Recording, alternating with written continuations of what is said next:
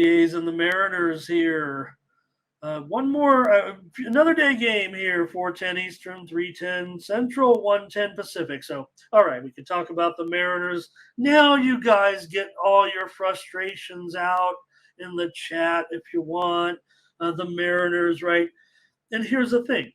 If they were going to lose again, yeah, they even had a chance to win at the end. But whenever you see a team kind of scrambling, right, a pitcher like Kirby, everyone's expecting Kirby, and then they make a late minute scratch.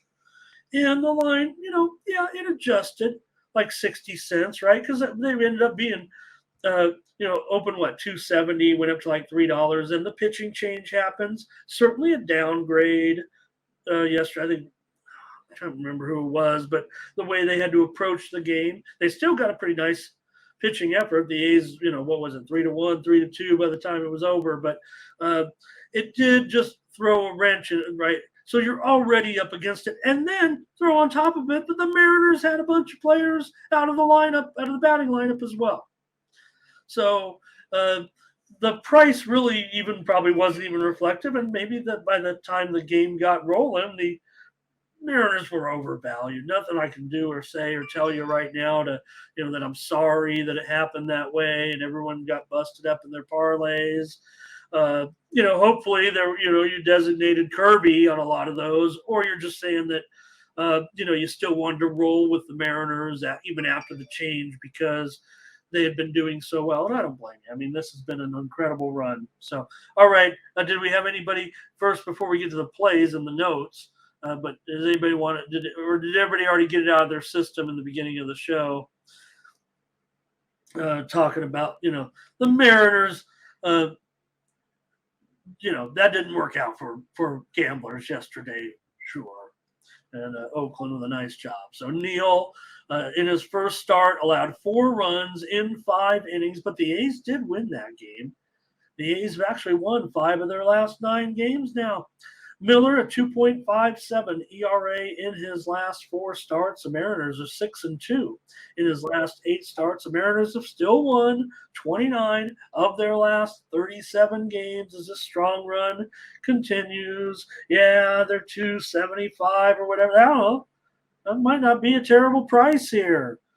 I'm sure the Mariners, hey, look, I mean, just because they had to tank for 1 game doesn't mean they're, they're crushing right now and they maybe can coast into the postseason, but I think you still want to keep this, roll continuing here, it feels like to me.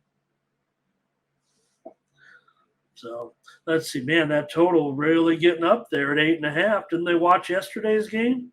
Okay, maybe the pitching, I don't know. Mariners are kind of mopping it together yesterday, and now they've got a Bryce Miller here. Let's take a look at the chat.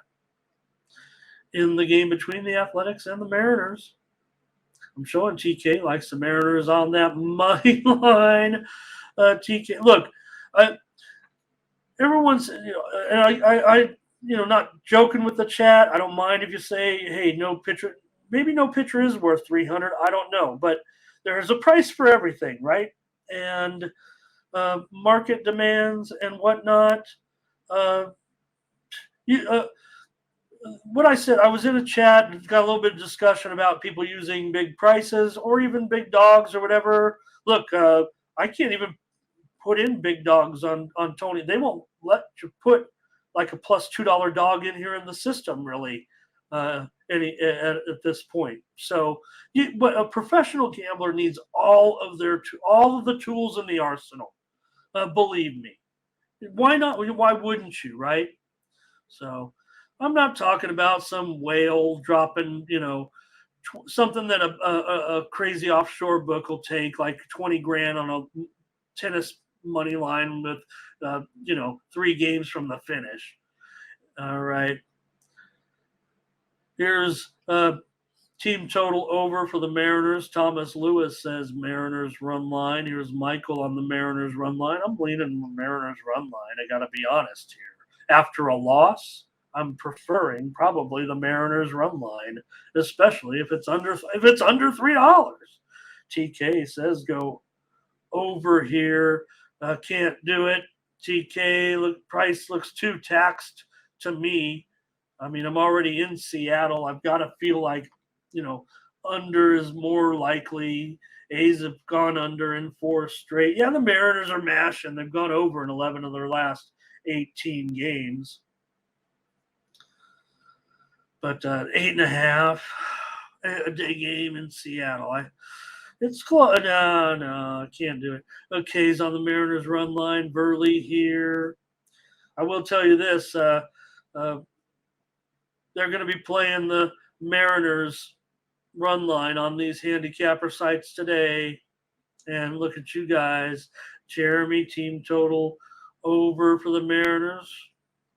Looks pretty close to me. I just feel like since I'm going to be probably on the under here, but I'm going to take Seattle on a run line, you guys. I'm going to take a run line with Seattle. Even Mindy'd probably do it. I don't know. Don't watch. She might be watching. Don't watch. I don't want to.